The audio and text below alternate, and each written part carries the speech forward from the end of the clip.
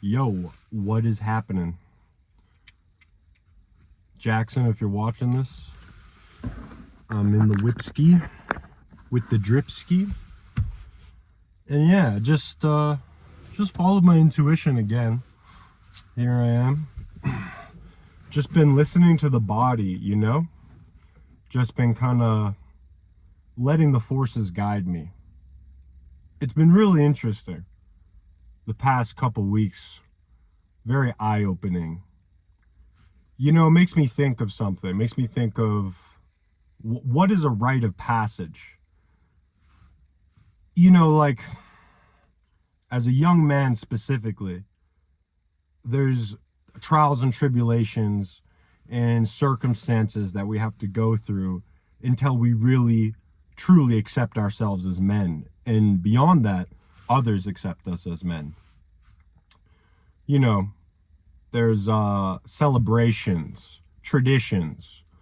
The tribal people would send the young men on a hunting trip, some sort of an expedition, face real danger, have to use their skills and survive. And then upon coming back and returning and not succumbing to whatever fate they risked to go about that journey, and the tribe welcomes them back, and they have fully become the warrior, the mystic, whatever their path is. And I think in every culture that looks a different way. There's different values in different cultures. But I think fundamentally, as human beings, biologically, we develop, and we're supposed to get to a certain point where we're supposed to be fully actualized in a way. And I don't know about being complete necessarily. I think we're a kind of creature that just keeps on learning. Well, we're supposed to keep on growing, keep on expanding. It's a never ending. I think that's why maybe some people, they come to struggle with the idea of retirement. But I think what I wanted to dive more into was kind of the idea of trauma, the impact it can have on somebody, what that can mean spiritually, and on a physical level. So I'll have to kind of get a little personal with my own journey. It's a vulnerable tale. It's not the circumstances that have made me who I am. It's not a very happy story. It doesn't bring me a lot of pride. It's not something I really like to openly share with other people, especially other men. I've gotten over that for the most part. You always have some sort of programming in your conscious conditioning that you have to overcome. But I think I've really come to terms and accept, and where the acceptance comes from is like, with shame and guilt. The purpose of shame and guilt is for you to bear the responsibility and the consequences of your decisions and your actions, which is righteous. If you do something wrong to somebody that you love, you should feel shame and guilt. That's the right disposition for that feeling and emotion. But the circumstances that created my life and the opportunities and circumstances that I was exposed to, I didn't have a say over that. I didn't decide who my parents were. I didn't decide my economic status. We're all just born into that. We all get a deck of cards and we have to play them for better or for worse. Some of us get better decks of cards and some of us get barely functioning decks. And, it's a slippery slope acknowledging that too, because you can fall into a victim mindset. You can be like, hey, all these horrible things happened to me that were outside of my control. Therefore, I don't feel responsibility. And, you can fall down that. And it just takes you nowhere. Because beyond that, once we come into our being, once we become adults, once we become conscious, we decide where we go. We decide what we do with those cards. And it's all you got, man. It's all you got. So you got to play to win. You got to play to win. There's no other option. Are you going to play to lose? You know, but I feel empathy for those people. I understand why they're in that situation. I would hope they would pick themselves up.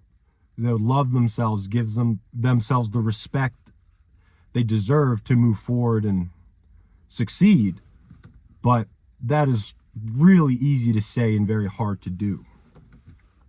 So basically, I won't get way too specific because it's a super long story, like 20 plus years of my story in the making. But basically, I was born to a single mother, and she was very young.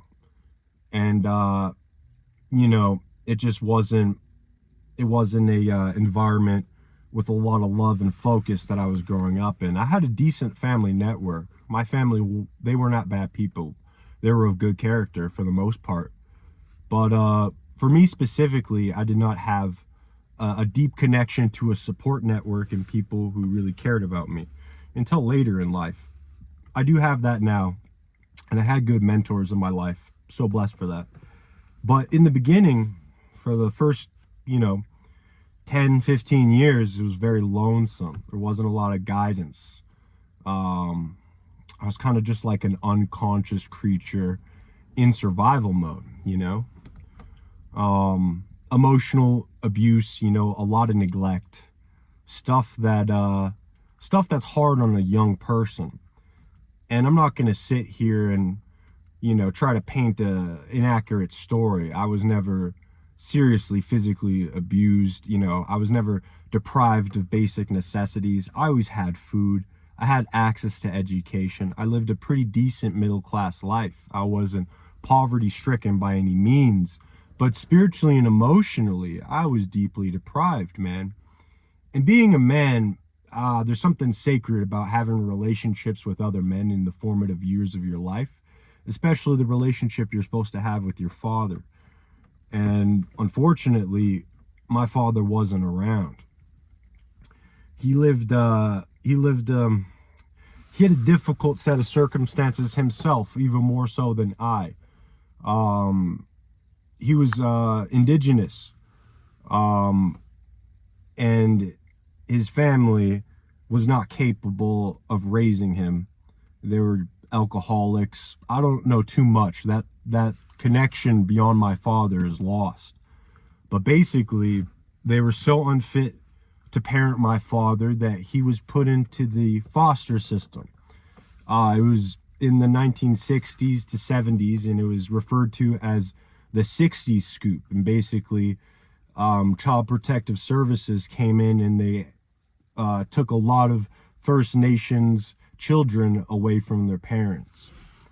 And obviously it's controversial. I don't know. I haven't done like a full research into that specific time period. I just know those are the circumstances in which my father was exposed to.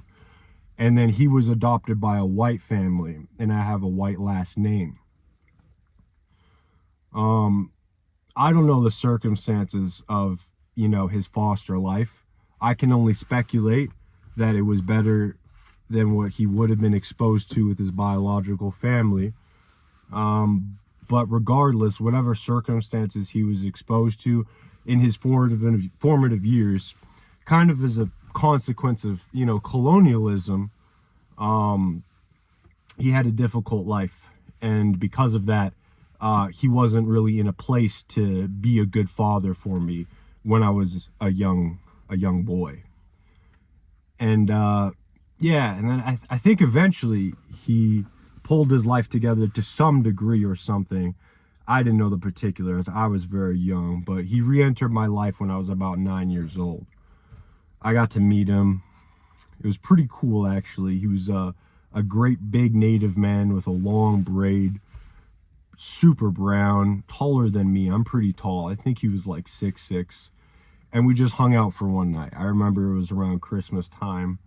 It must have been like 05, because We were playing Grand Theft Auto San Andreas. It was actually a pretty sick memory. Um, yeah, I don't think I'd even played that game yet. I was like, yo, this is crazy, man.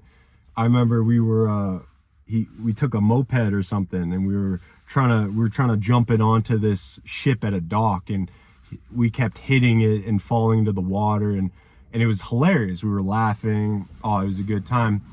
And then it was a pretty violent game, Grand Theft Auto. And I was young, so and my mom, she's like, a very liberal S type, anti-gun, all that. So she definitely would have lost her mind if she knew that. So he was like, yo, you got to keep that on the low. You can't tell your mom about that. And yeah, it was great. It was a great memory, for my only true memory, to be with my father. It was a good one.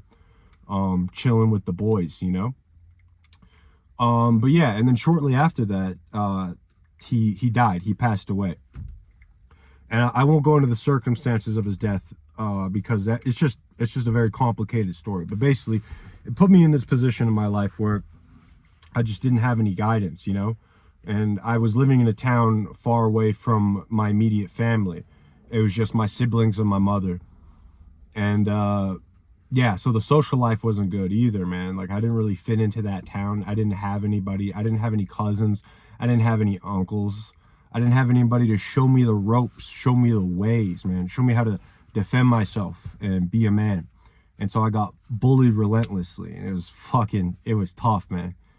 And through all those circumstances, and all the hard times and emotional abuse, it just fucked up my immune system. And that's what I'm trying to get to, is that's what trauma is. There's PTSD, and then there's CPTSD, which is kind of more modern and being understood, but it's very difficult because it is literally more complicated.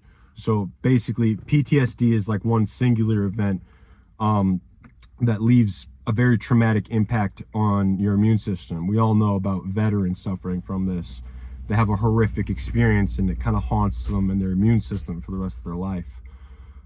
Basically, it's just like the level of stress that they were exposed to in that moment just left a damaging imprint in their system, and they kind of have to live with it forever after.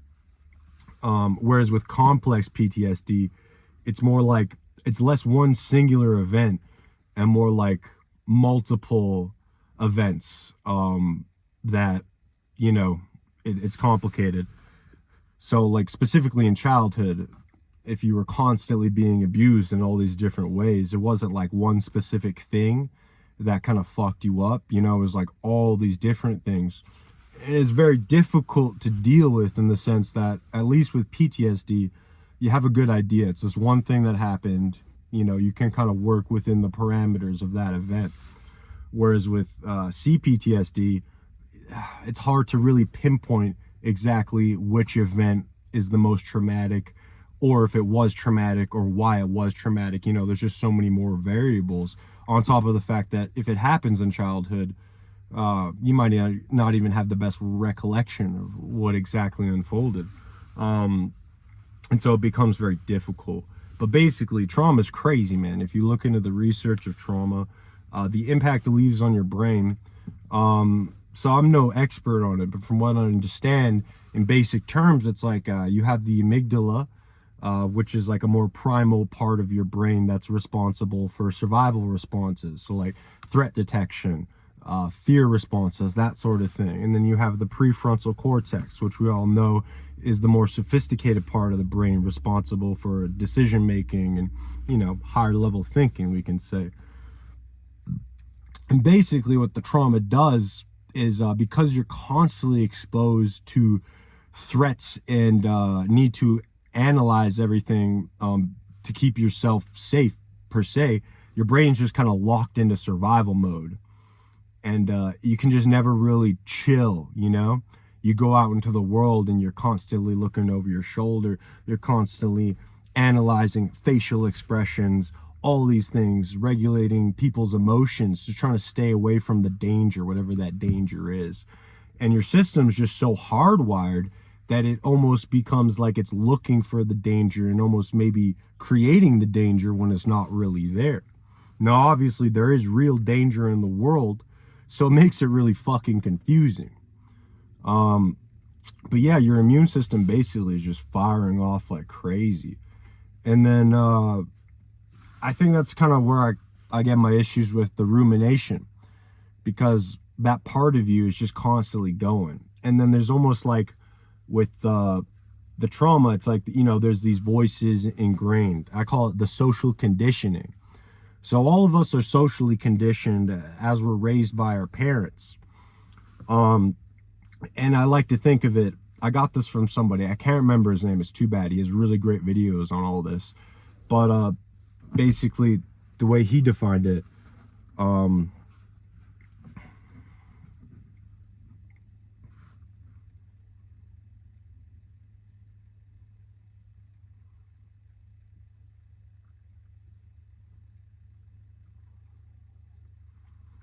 was voices in your head per se. So like when your parents are raising you, they're telling you kind of what's right or wrong, or they'll shame you or discipline you based on what the rules and the values are. And then once you're fully developed, those voices sort of stay in your head, judging you and conditioning you as you go about life in the world. Now, this is supposed to be, a good thing in a sense, where your parents are supposed to also not only be disciplining you, but, encouraging you, guiding you, and all these things. So it's supposed to be kind of, a more dynamic set of conditioning that's supposed to be somewhat good for you. But if you get the wrong conditioning, it's almost kind of like a cage that you're trapped in. It's like, these voices that are telling you you're unworthy for whatever reason. It makes you feel guilt for like weird small things that, don't even really matter. And just constantly analyzing what people think of you, which isn't always a bad thing, but you can't, like, there's circumstances where you shouldn't care what people think about you, or it shouldn't matter because you disagree with them, or you don't even care what that person thinks. But if the programming's so bad and the shame and guilt is so bad, you're just locked into that. It's like that people pleasing behavior. You're just trying to avoid uncomfortability. You're trying to avoid conflict, all these different things. And then, if you don't become conscious, you're just kind of locked in this cage, in these chains, where these, it's limiting what you do in your social interactions, how much you actually express yourself. It limits you following your passions, and doing what you want to do, being interested in what you want to be interested in, because the voice is telling you you shouldn't be because X, Y, Z, or whatever the fuck. And, I've just gotten to this point in my life where I'm really breaking through those chains, man. And at first, I thought I'd broken through them. The mind is a funny thing, the ego and everything. Sometimes we want to believe we're somewhere further along, which is progress, man. You got to have that faith. You got to walk by faith, not by sight, if you're going to get anywhere. But I realized once I broke in like the first set of chains, there was a fucking, like a football field of all these other chains that I had to go and deal with. And I'm putting in that work every day. I'm out there with the snippers, baby. I'm snipping through these fucking chains. Let me tell you about it. And it's hard, man. It's really hard. But yeah, I've just gotten to this place, like, yeah, it was like, so then beyond that, it was like my childhood, it left a hole. I never got to like be a child. I always had to be something else. I never got to just kind of be a little retarded and just, goob around, do whatever the fuck I wanted to do. I always had to be in line, and that sense of rebellion and that sense of exploration just got kind of stifled in me. It was alive. I was a rebellious teenager, but then something broke me, man. I don't know exactly what it was, but once I got into my 20s, man, I was like, I gotta fall in line. I gotta do this. I gotta do that. And then society just like chewed me up and spit me right out. And it fucked me up. And then I was right back at the drawing board. I was like, I thought I did it all right. I thought I was supposed to follow a line. I thought I was supposed to follow these fucking rules and everybody's gonna love me and shit. But that's not how it works. It's not how it works, man. You got to create your own rules. You got to create your own path. You got to be your own person. You got to walk to the beat of your own fucking drum. I'm not saying be crazy. I'm not saying be a narcissist. You can walk your own path and have respect for other people, but you got to walk your own path. And that's what I'm trying to do right now. You know, for most of my life, I was walking other people's paths, or walking paths that I thought other people would like if I walked them. But that's not what I want to do. It's never what I've wanted to do. I've always wanted to do what I want to fucking do. And now I'm trying to do it. And so then these past few months, I just kind of let it all go, man. I kind of just fucking, I got a PS5. I was just playing video games all the time. I was drinking. I was seeing women, you know, seeing a lot of women. And I was just living it up, man. I was just indulging in all the things that I thought I really wanted to do. And before I'd really like stop myself from going down that hole. And it seems like a smart thing, you know, you don't want to be a fucking degenerate. But what I discovered now that I'm on the other side is I didn't trust myself to do that. I was like, oh man, if I go down this path, I'll be lost. But I'm way more capable than that, dude. It'll take a lot to take me off the path. It'll take me a lot to be a real bum. It'll take a lot for me to lose my integrity and my honor. And I fucking underestimated that in myself for some reason. So I did it, bro. I did it all. And I felt pretty shitty at the end of it. And that's what was so important, because I was like, man, I don't want to do this anymore. Like, I played video games all the time. I smoked weed all the time. I drank all the time. I was still working and being relatively active, but there was no purpose. There was no flow. There was no feng shui going on. And then, yeah, it didn't feel anything. There was like a hole. I was trying to fill it with all this stuff, and it didn't work. And I'm glad I did it, because now I know it doesn't work. And I feel different about it. I don't feel compelled to go and do that stuff. I don't want to do it. I want to do what I'm doing now. I want to move. I want to be physical. I want to be as strong as I can. I want to play music. I want to play music live. I want to talk to people. I want to travel. I want to have experiences. I know that in my fucking soul, man. And now I'm putting it together, dude. I'm making a plan. I'm cracking into action. But I'm not sitting around thinking about it. And that's the other thing, man. Once I stopped, I was doing a lot of thinking. I was doing a lot of rumination. And sometimes the train goes, it's just something I got to work with, and I have to reel it back in. I have to be like, shut the fuck up, dude. Just chill. Just stop it. Because you can just think about stuff. You can think about fixing your life. Think about all these things, and nothing happens. Think about it all day. You read a book of fucking theories. All you did was move the pen. All you did was put ink to paper. And now I'm just about action, man. You can, and you lose that momentum when you sit there and you're trying to plan shit out. There's a time to strategize. There's a time to fall into action and make shit happen. But we don't need to fucking specify every little thing. Sometimes we just got to get our fucking asses out the door, man. A general direction. I'm going that way. There's something down over there for me. And then when you get there, you're going to figure it out. That's what human beings do. We didn't fucking sit around in our camps, like, you know, premeditating every executive action. We went in there, took in the circumstances, observed, and then we move forward, man. That's what we do. So I'm listening to my body. The brain, I'm telling the brain, stop it. The mind, chill out, relax, you know, take the day off. And the body, I listen to the body, because the body isn't going to lie to you. Body tells me when it's hungry. Body tells me when it needs to move. Body tells me when it's horny, dude. Let me tell you, it does tell me that. It tells you everything you need to know. It's straight, it's honest, it's to the point. So I've been listening. When I catch the wind, like today I came home from a shift, and I've been really on my bag training, hitting the bag, you know? And it just makes me feel really good. So I got back, I worked a 12-hour shift. I got off work at like 7 a.m. And I should just be some capitalist slave, goes to bed, gets up, does it tomorrow. And I got no problem doing that. If I need to let the body rest, I will let the body rest. Rest days are very important. But when I got back, I don't know, there was just something in me. It was a thought, and then it trickled through the body. And I was like, I want to go to the gym. It's a beautiful day. I want to go to the gym right now, and I want to hit that fucking bag. And then maybe I want to go for a run. I don't know, but and then I knew I felt like doing it. and how long I was going to feel like doing it, it was going to dissipate in every moment. Maybe I'd sit down and scroll on my phone or go and eat something, and then I'll feel different. So I was like, nah, man, I got to get out that fucking door. So I went outside, I smoked, and I got out as soon as I could. And then I got to the gym, I did my work. It was awesome. I felt great. And then I didn't have a lot of time. Even right now, I got to go to bed soon.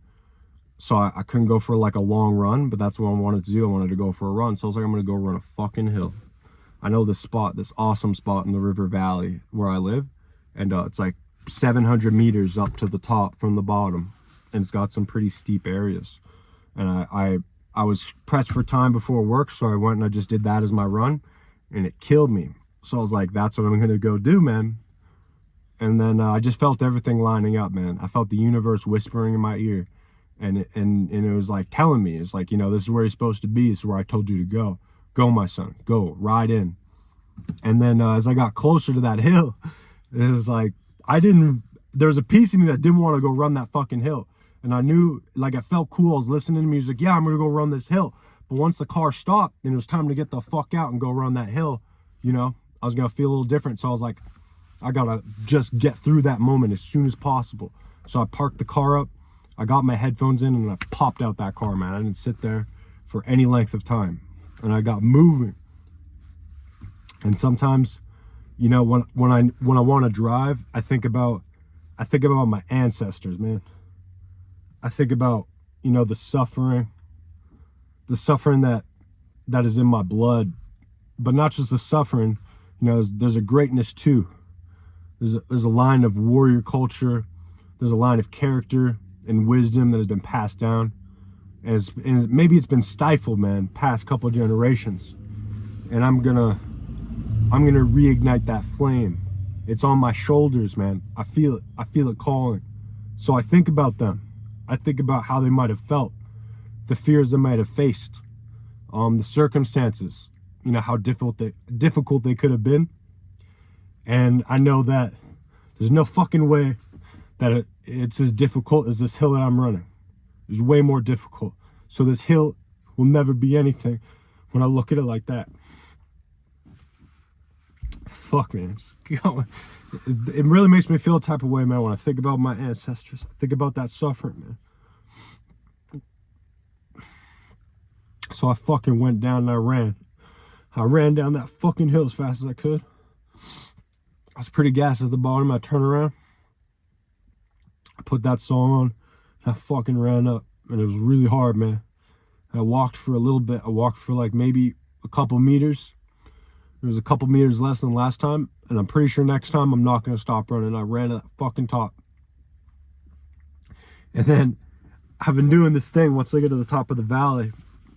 I don't know, man. It's just something inside of me. I don't know where it comes from, but something that's like fucking let out a war cry, man. Let the people know you are here.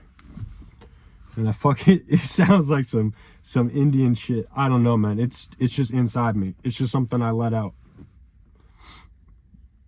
And I fucking screamed to that valley, man. I screamed to that valley. It felt good. It probably fucking, some people probably like, dude, what the fuck? What's up with that guy? But it wasn't about them, man. And I wasn't going to let that stop me from expressing myself, being who I am. And that's what it is, man. That's what it is. This fucking world will try to hold you back from doing what you want and being who you want to be and living the life that you know you need to live. And you can't let it win.